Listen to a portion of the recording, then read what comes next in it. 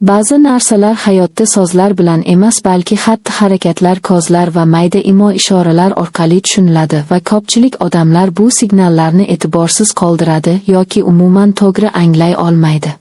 Bugun biz shunday bir mavzu haqida gaplashamizki, ko'p odamlar uni tushunishni xohlaydi, lekin ochiq muhokama qilmaydi. Agar siz munosabatlarni tushunmoqchi bo'lsangiz yoki kimningdir hislarini o'qimoqchi bo'lsangiz, bu video siz uchun.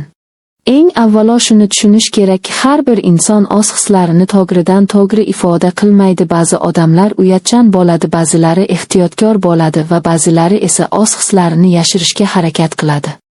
Lekin agar bir ayol sizga nisbatan qiziqish bildira boshlasa, uning xatti-harakatlarida asta-sekin sezilarli o'zgarishlar paydo bo'ladi va buni tushunish juda muhim. Birinchi signal uning ko'zlaridan boshlanadi. Ko'zlar hech qachon yolg'on gapirmaydi. Agar bir ayol sizni yoqtirsa, u sizga tez-tez qaraydi, lekin to'g'ridan to'g'ri emas, balki yashirincha kuzatadi va siz unga qaraganingizda u ko'zini olib qochadi. Bu juda kuchli hissiy signal hisoblanadi. Unda qiziqish ham bor va biroz tortinish ham mavjud. Agar bir inson sizga qiziqmasa, uning nigohida bunday iliqlik va e'tibor bo'lmaydi. Ikkinchi signal uning xatti-harakatlarida paydo bo'ladi. Agar bir ayol sizning gaplaringizga ko'proq e'tibor bera boshlasa, mayda detallarni eslab qolsa, masalan, siz nimani yoqtirasiz yoki nimadan xafa bo'lasiz, bu oddiy qiziqish emas, bu hissiy bog'lanish hisoblanadi. U sizning oddiy gaplaringizni ham muhim deb qabul qila boshlaydi. Uchinchi signal uning gapirish uslubida bo'ladi. Avval u rasmiy yoki oddiy ohangda gapiradi, lekin qiziqish oshgani sayin uning ohangi yumshoqroq, iliqroq va samimiyroq bo'lib boradi. U siz bilan gaplashganda o'zini yanada erkin his qila boshlaydi. Agar bir inson boshqasi bilan hissiy jihatdan qulay bo'lsa, bu orada bog'lanish paydo bo'layotganini bildiradi. To'rtinchi signal vaqt ajratish bilan bog'liq.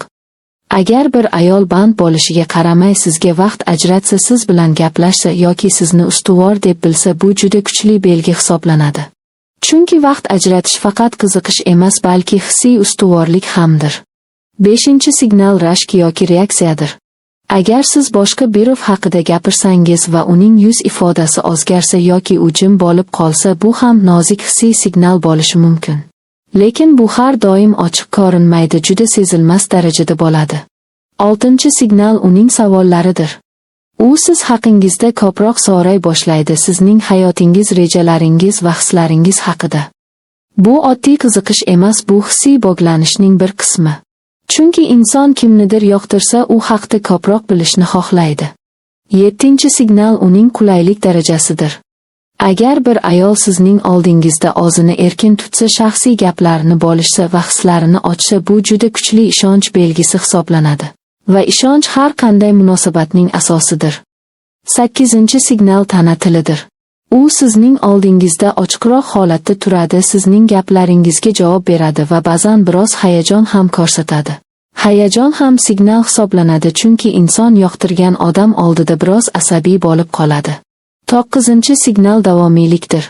U sizni e'tiborsiz qoldirmaydi, balki doimiy aloqada bo'lishga harakat qiladi.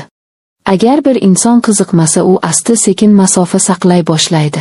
O'ninchi va eng muhim signal hissiy harakatdir. Agar bir ayol siz uchun harakat qilsa, sizni tushunsa, sizning kayfiyatingizni his qilsa va sizga qulaylik bersa, bu oddiy do'stlik emas. Bu hissiy sarmoya hisoblanadi.